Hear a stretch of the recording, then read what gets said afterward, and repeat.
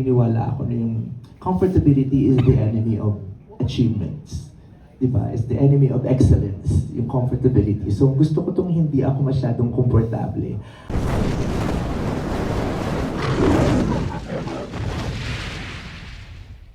Unkaboggable, phenomenal box office superstar, and now the queen of all networks, Meme Vice Ganda.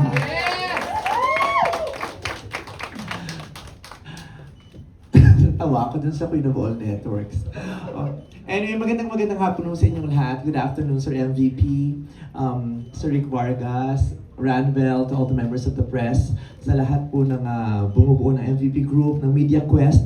Thank you so much for being here, for joining us tonight, and for joining us witness this wonderful partnership between me and Media Quest. Maraming salamat po.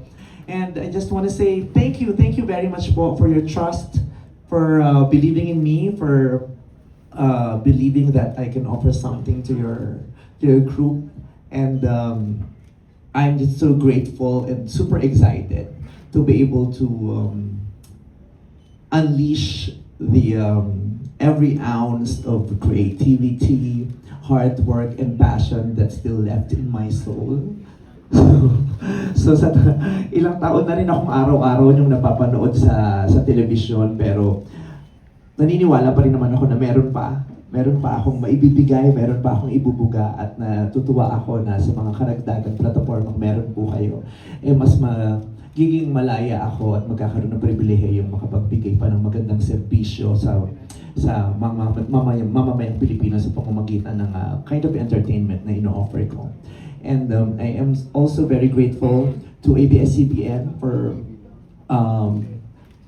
every learning na bit-bit ko ngayon, sa every experience na meron ako ngayon, sa lahat ng mai-offer ko na nagsimula sa kanila, sa mga karanasan kong ibinigay sa kanila. And I'm just so happy na sa mga partnerships ko now and in the future, ABS-CBN still will always be there to guide me and be part of every content and program that I will be doing. Maraming salamat po, Sir MVP, for allowing me to extend my talent to your audiences.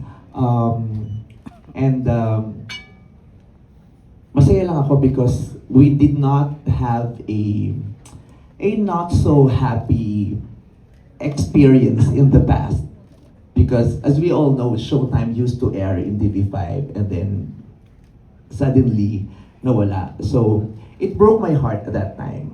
Pero ngayon, nakakatuwa na, syempre yung heartbreak nahi-heal, nagkakaroon ng maraming learnings, at pwede pa rin makabuo ng isang magandang relationship pa after a heartbreak.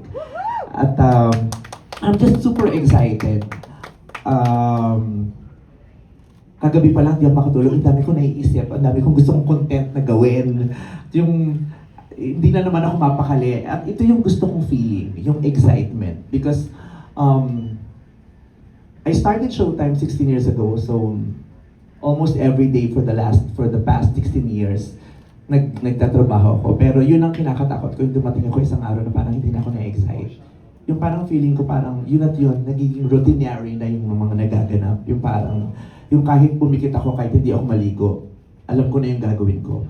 This partnership gives me so much excitement. Na-ignite niya yung fire sa akin. Parang kinikiliti niya ulit ako, parang kumukulo na naman yung tiyan ko, yung lumalala yung acid reflux ko. Gusto ko yung ganung feeling, yung lumalala yung acid reflux ko. Na gusto ko yung pakiramdam na may bagong bahay, may mga bagong taong makakausap, may mga bagong makakatrabaho.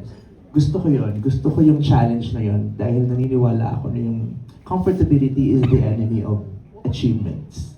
Diba? It's the enemy of excellence, yung comfortability. So gusto ko tong hindi ako masyadong komportable.